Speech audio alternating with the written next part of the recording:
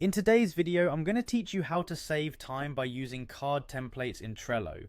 If you've been navigating Trello and juggling multiple projects, you know it can be a real challenge to keep everything organized. That's where card templates come in handy, transforming your workflow by streamlining the process of creating new tasks quickly and efficiently.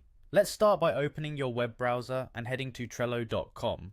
If you're not already signed in, you'll need to log in to access your Trello boards. Click on the login button found at the upper right corner of the page. Here you can choose to log in using your email address or seamlessly sign in with your Google account. This flexibility ensures you can access your boards quickly without the hassle of remembering additional passwords. Once you've successfully logged in, you're taken to your Trello homepage. From here, navigate to the Boards section. This is where all your active Trello boards reside. Go ahead and click on the Your Workspaces section.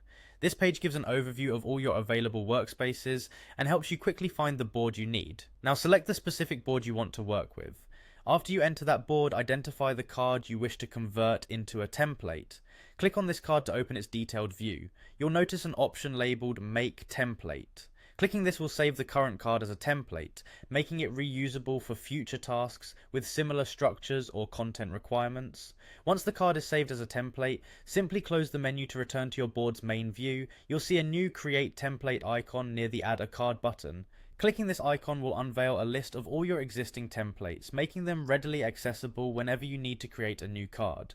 Next, select the template card that fits your current needs. It's essential to name your new card meaningfully. This helps you easily identify it within the board. A concise and descriptive title goes a long way in keeping things readable and organized. With your card named and ready, click on the Create Card button. This action officially adds the card to your board, employing all the preset characteristics and structure of the chosen template.